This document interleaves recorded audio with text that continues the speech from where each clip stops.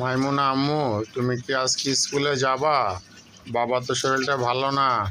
আজকে বাবা তোমাকে নিয়ে স্কুলে যেতে পারবো না। তুমি একটা কাজ করো, আম্মুকে নিয়ে চলে যাও।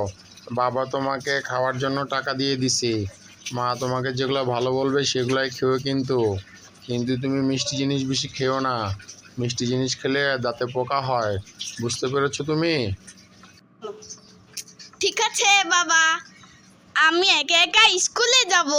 আমি আর স্কুলে দুষ্টামি করব না, আর স্কুলে আমি আর ড্রয়িং করব না। আমি স্কুলে শুধুই পড়ালেখা করব আর কথা শুনবো।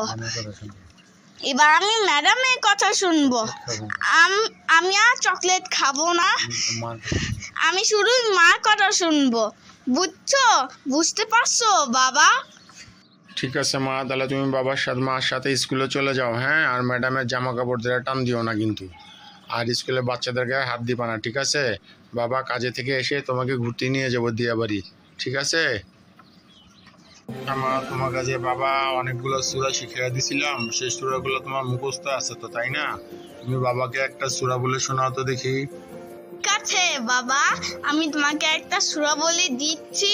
আউযুবিল্লাহি শাইতানির রাজিম, বিসমিল্লাহির রহমানির রহিম, আলহামদুলিল্লাহি রাব্বিল আলামিন, আর রহমানির রহিম, মালিক ইয়াউমিদ্দিন, ইয়াকা না'বুদু ইয়াকা নাস্তাইন, ইহদিনাস সিরাতাল মুস্তাকিম, সিরাতাল লাযিনা আন'আমতা আলাইহিম গায়রিল মাগদুবি আলাইহিম ওয়ালাদ-দালিন।